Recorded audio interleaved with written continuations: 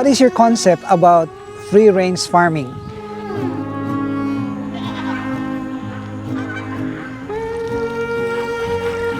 In as far as I am concerned, there is no such thing as 100% free range.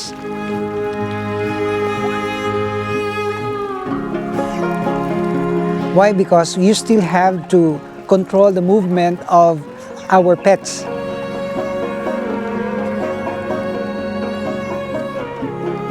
What I mean is that their time to be freed outside depends upon the kind of temperature and the kind of environment that we are experiencing. Of course, if it's raining, it's not good to free range our chicken.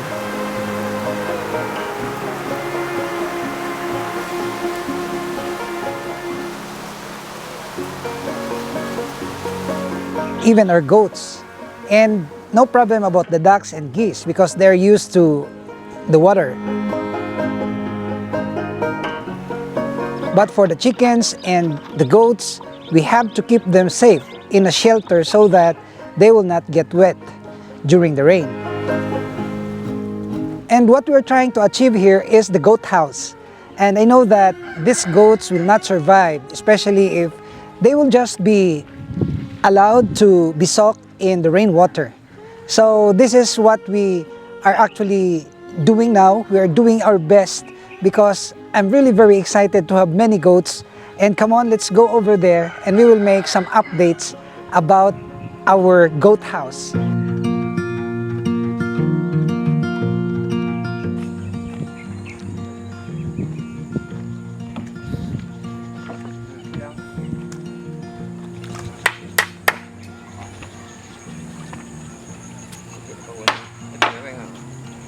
So you guys can actually witness the ongoing construction, and you will see that we have already amassed the materials. We have collected the materials, and these materials are actually complete now, and we only lack here the GI sheets as roofings and the flooring.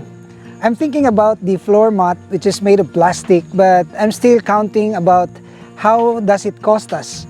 Meaning that if our budget will permit, then we will go for the plastic matting. You can make some suggestions, but what in my mind, the cheaper ones are the bamboo.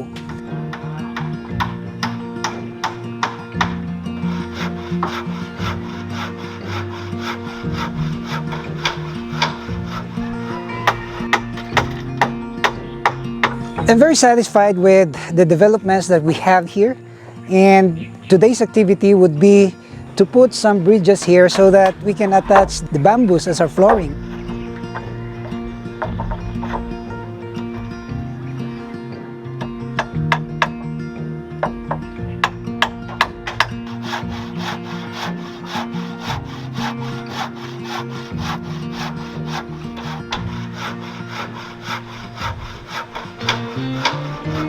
At first, I thought that it can only cater 20 to 30 goats, but with this 100 square meters that we are aiming for our goat house, maybe we can put in here more than 40 goats, like 50 goats. And I was told that we can also do some research about the food of our goats.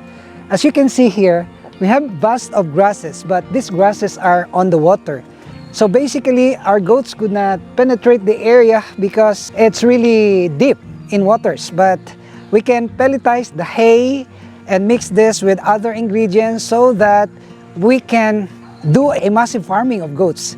And that's gonna be exciting because I'm thinking about the corn bran, we have the soybeans, and we have this organic azolla, and many more that we can combine and be able to create pelletized feeds out of these grasses for our goats.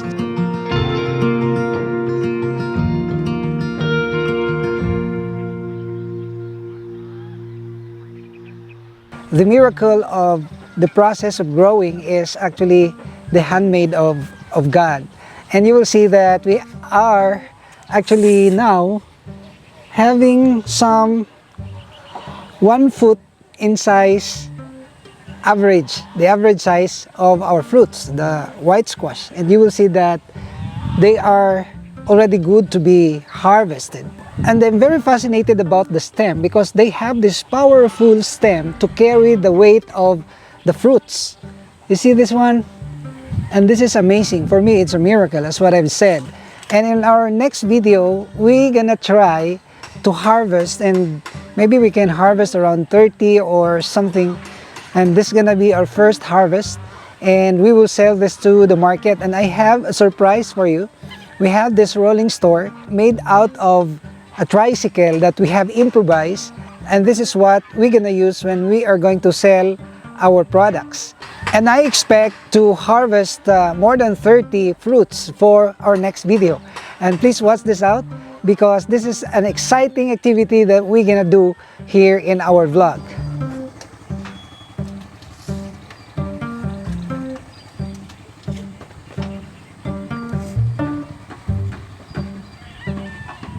So the average is more than 1 foot. We have here 13 inches. Well, this one is also big. This one, it measures also 13 inches, more than 1 foot. I have this 12 or 11 inches, and this one is 10. And over there we can see so many, over there we can see so many. That's why I said that in life, we just have to do our own thing and God will do the rest. He will bless us if we will work and we will do our job, we'll do our task and hope for His blessings. We cannot hope for His blessings without doing anything, of course. So this is what I would like to inspire you. We actually have adopted 3 processes where our ducks would certainly grow natural. And the first process is of course to secure the ducklings, and then the second process would be releasing the ducklings outside, meaning we will allow them to enjoy the big space and environment when they are already strong. It's been my experience that if you will allow the mama to, watch or take care of the ducklings in the field, they will just be devoured by the lizards and the snakes.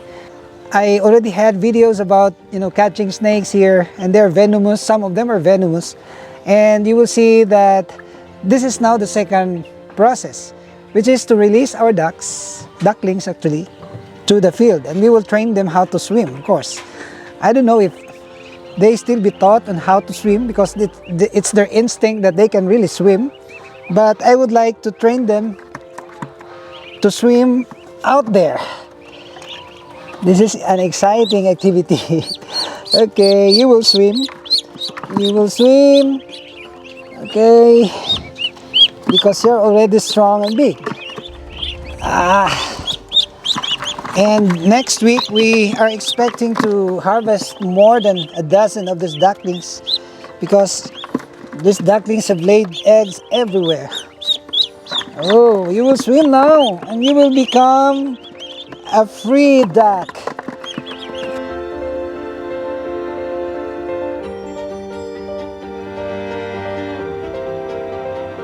If I will have the chance to become a feathered animal, I would choose to become duck because this duck have the capacity to swim. So I'm not training them to swim over there because there are catfish, there are big catfish. And I know that this big catfish has the capacity to devour ducks of this size. This is your baptism. See, they're so happy.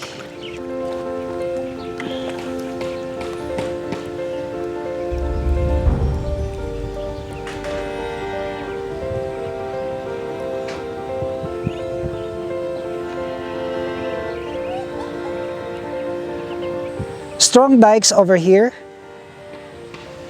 very healthy catfish or Japanese koi, and then we can put some vegetables that will crawl up here over the trellis is one of the major objectives for this area.